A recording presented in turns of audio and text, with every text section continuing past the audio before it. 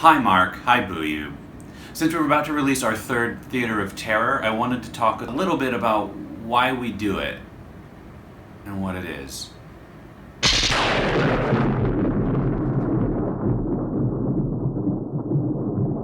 We didn't do a Theater of Terror our first year because we didn't do really anything our first year. We went straight from Saratoga to Kennedy Roundhouse with 12 months apart. So there's only 3, even though we've been active for 4 years.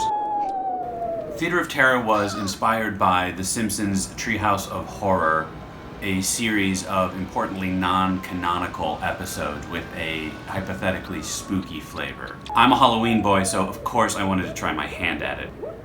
And the first thing I did was write something almost guaranteed to alienate as many people as humanly possible. In a flurry of self-indulgence, I wrote the first Theater of Terror as a celebration of the entire show up to that point, with Kennedy Roundhouse, definitely one of my favorite characters, if not my favorite. She'll be long gone before I get home.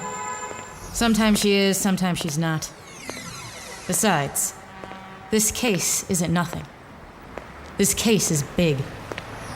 Going through and meeting almost every character in almost every season and episode we had done up to that point.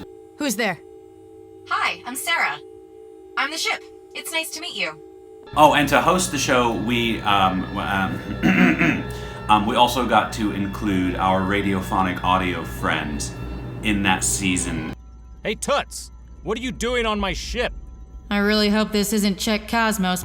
Including their Uncle Gravely mystery host character to host our Halloween special. Hello. Join me, won't you? I'm your dear Uncle Gravely. And you can listen to all of their back catalog of Uncle Gravely and Czech Cosmos stuff still at radiophonic.audio.com or just wherever you get podcasts from, iTunes, whatever. I'm super proud of that one, but if I could do it again, I might include a disclaimer or explanation up top in case anyone decided to start Theater of Tomorrow with our Halloween special. I don't know what that sounds like to people who haven't heard the whole show, but I have to imagine it is convoluted nonsense. You guys should listen though. Speaking of Halloween specials, the other big inspiration for our Halloween special is the Paul Lynde Halloween special. It's the Paul Lynde Halloween Special, starring Paul Lynde, with Paul's special guest, Tim Conway, which you can watch all of on YouTube right now. That's also why we have E.K. Dagenfield as Paul Lynde as a special guest on the show. Trick or treat! I'm a spooky ghost. Why, that's no trick or treater. That's my good friend, Paul Lynde. You can go ask your parents who Paul Lynde is. Happy Halloween, everybody. Whoopee. Everyone go ask Mom and Dad who Paul Lynde is. That's how he laughs. By the time we were ready to release a second Theater of Terror, we had already created and produced and released The Hotel, our horror sister show. So it seemed a natural self-indulgent step to incorporate that into the Theater of Terror, which is how we got the Theater of Terror 2, The Hotel of Tomorrow. These two could be useful. I've never heard of a manager or lobby boy being dispatched. But if they're powerful enough to do that, and bring me here all in one night, then I must do everything I'm capable of to keep them here. So he kind of just stares a lot, huh? Yeah, I'm not into it. Available wherever podcasts are sold. That one we also went the route of finding someone to host our show, and it really started to take shape. We came up with a cousin of Uncle Gravely, Gumpa Graveyard. Quiet, you! What? Damn kids, good for nothing, all. Sir, I'll have hosted this whole damn holiday before even, if they get here on time at all. Is very funny and very wonderful, and who more than anything is a send-up to the Old Grey Goose, which is not something I'll get into right now. We'll do a different episode just about that. We also introduced Nasrallah and Necrodudicon, two other amazing characters. Mileage may vary for you. Necrodudicon! Yeah, Nosferella! Yo, what's up? We gotta go. Are you around? Yeah, no, hey, you gotta come see what I summoned. Speaking of Necrodudicon and Nasrallah, for anyone wondering, because I have been asked before, again, the Theater of Terror is non-canonical for both shows. So the manager, the lobby boy, and the owner were not killed by those characters. But I guess that doesn't matter now, because the second season of The Hotel is out and the characters are still alive. Never mind that now.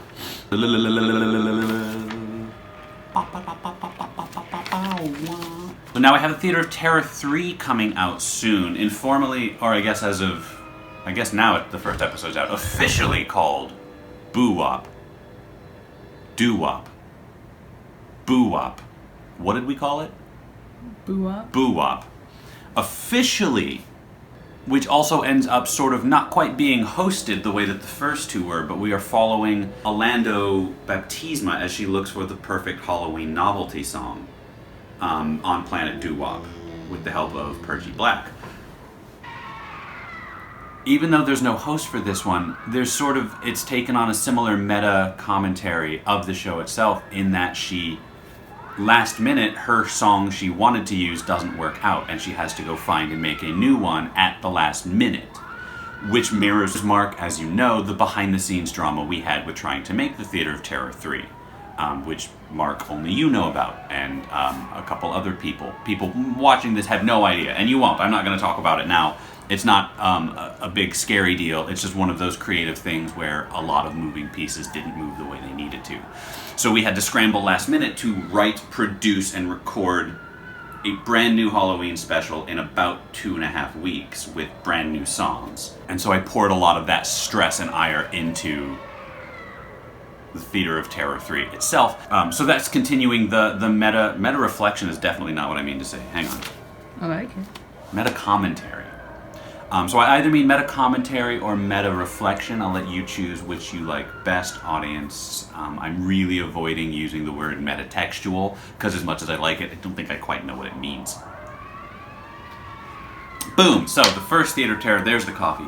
The first Theater of Terror celebrates and indulges the show just for existing. The second Theater of Terror expands on itself to encompass other shows that we're making. The third Theater of Terror sort of reflects the last-minute panic of sometimes trying to produce these things. Importantly, and Mark, this is mostly for you because at this point, for anyone watching live, the next couple episodes of Theater of Terror aren't out yet, so it maybe doesn't, so it won't make sense. But this show is also about us wrestling with what we want from the show and what we So this season is very much about what we want from the show and what we expect of ourselves and the audience. Orlando represents sort of our more producerial, less artistic side where we make YouTube videos and keep ourselves on a schedule and make new shows and keep up with Twitter and Facebook and all of these things that we have to do to kind of promote our show and ourselves,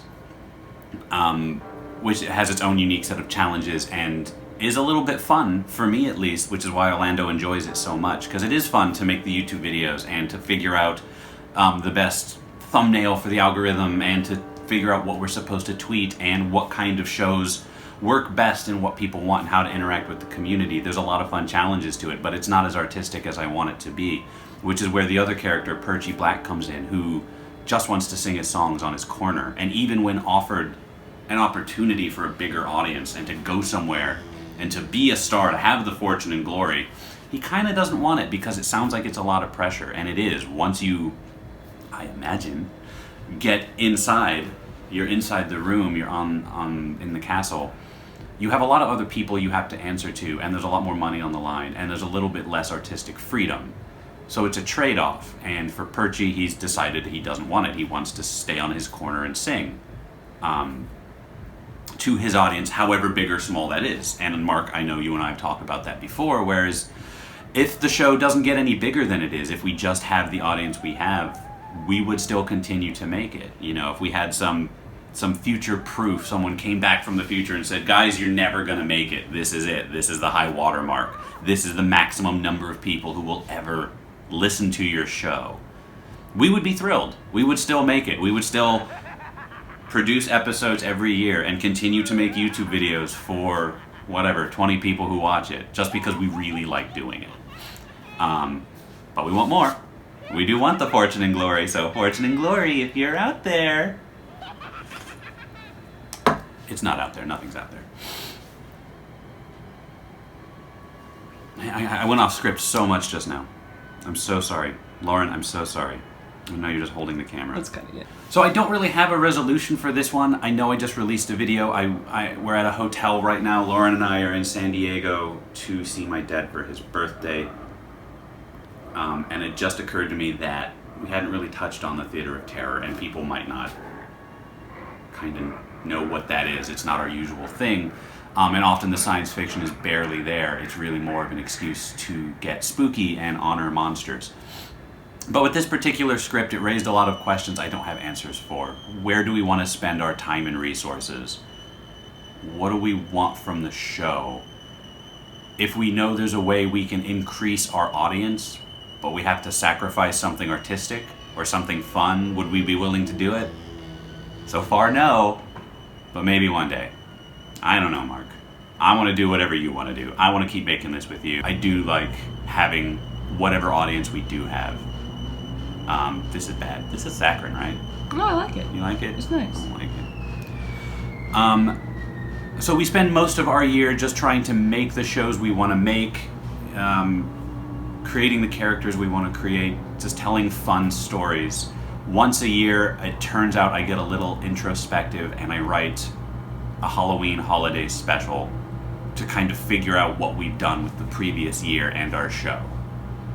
Not intentionally, but after writing the third one, a pattern can emerge, and we allow ourselves to get a little funky, make some spooky stuff, and eat a little bit of candy. That's a good way to end this. So I'm very excited to be releasing our third Theater of Terror with you. It's maybe our best one ever. The music you made, for the people watching this need to know, Mark just made that music on his own in like an hour.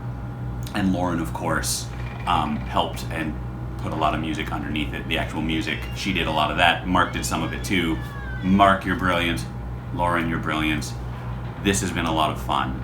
And I'm looking forward to, I don't know, man, making 20 more with you.